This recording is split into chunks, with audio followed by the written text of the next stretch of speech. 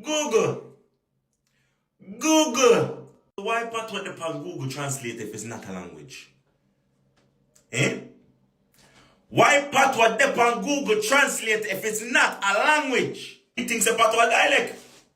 Me thinks a Patwa dialect. And when me I tell the people that say Patwa language, the people that tell me say a dialect. So how we depend Google Translate? Eh? How we depend Google Translate as a language? And it's not legally a language yet. So how that makes sense? What's up, guys? Welcome once again to my YouTube channel. They say Jamaican Patois is just broken English. But here is the question. How can something with rules, structure, and history be broken? And today we are breaking down the truth about Jamaican Patois. Where it comes from, how it works, and why so many people, especially outside Jamaica, keep getting it wrong. So guys, let's watch the video till the end and come back for more comments. I knew this was a very large debate in the Jamaican community and linguistics community, but I did not realize that it would be every single comment. I have posted videos before where I called it a dialect. All the comments said it's a language. When I post that I say it's a language, all the comments say it's a dialect. So I don't know the right answer. And apparently neither does my comment section, because this is what I find. So this comment right now has 221 likes. Since I'm replying to this comment, it's obviously going to get more because there's a video response. But then someone said, I love how she actually calls it a language, and that has 234 likes. So it's like 50-50. And then I found this survey done by the University of West Indies, Mona, in Kingston, Jamaica. And it actually said that almost 70% of the 1,000 people surveyed said that they believe Patois should be an official language along with English. This is madness. So apparently there are a lot of people that believe that Jamaican Creole is not a Creole. Now, of course, when we talk about Jamaican Creole, we're not talking about the ethnicity, nor are we talking about the food. We are discussing it as a type of language.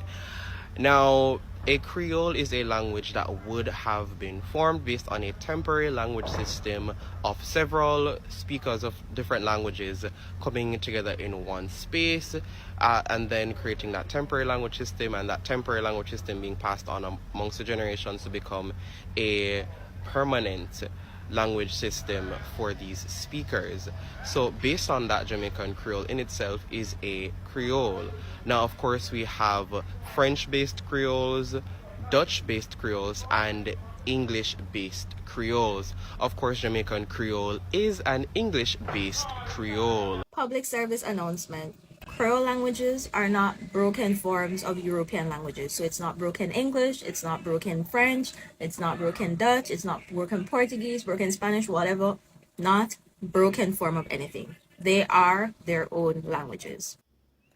Hello beautiful people, it's your favourite black language researcher, Ife in the Cuts, and I'm here to deliver to you a very, very important message. If you're from Africa, from the Caribbean, you'd have probably heard the term broken English before, maybe even broken French, and you often hear this term being used to describe Pidgin, Patwa, or any of the black languages created in those regions that the majority of the population speak. The reason why I am here to deliver a message about this particular term is it's become so normalised in the way in which we describe a language created by black people, and it often reinforces the ideas of language supremacy, colonisation, and racial linguistic discrimination. One of the reasons why I am so against the term broken English is because it suggests that there's something wrong with the way that we as black people speak, or there's something inherently wrong with the language created. When these languages are creolized languages, a mixture of African languages, European languages, and other words and language practices created in the different regions, it also is linguistically incorrect. No language is incomplete, no language is bad, and no language is broken. If the language is understood, spoken by millions of people, even if it's just hundreds of people who understand the language, who speak it, who learn it. For some people, it's their mother tongue. For some people, it's the only way in which they're able to understand and maneuver through the world. And actually, these languages have even served to be lexifiers of other languages, which kind of show how important these languages are. For example, Black English, the lexified language, the main language, or the base language is Patois. So by even saying these languages are broken or incomplete, it's insulting to many language speakers. There are even Jamaican descendants that live in like Panama that only understand Jamaican Patois, and if you speak to them in English they will not understand, but they will understand Jamaican Patois and Spanish, which just goes to show you the breadth of the language and how important it is, but also how culturally specific and unique that it is. It's not English, it's a different language, and by calling these terms broken English, broken French, we are only not only being dishonest, but actually being disrespectful to our ancestors and those that created the language, but also we are reproducing and normalizing language supremacy, which makes us believe that Italian, French, Spanish are somewhat superior languages when they too are made up languages like everything else. Look, bro, look. It's 2024. I'm gonna need you guys to be more educated when it comes to this shit, okay? Patois is a language.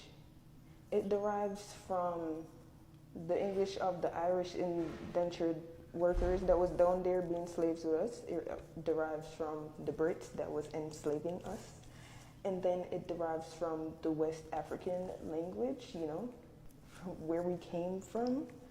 If you go to Jamaica right now, there's many different languages down there, because more in the city you have like, you know, more regular patois that's closer to English, but the more closer you go to the country, the harder it is to understand, because it is not just English. You, like in Jamaica, people then either speak patois, like the patois English, or you have in the country there's Cromanti, or I know as kids they used to speak Gypsy, which is like Pig Latin, okay? I'm going to squash this debate right now. Patois is definitely its own language with words that have their own meaning, totally separate from any other language. Mad puss piss. I'll wait. Drunkra. I'll wait. Duppy. I'll wait. Kumujin. I'll wait. Red eye. I'll wait. Licky licky. I'll wait. Welcome back, guys, once again.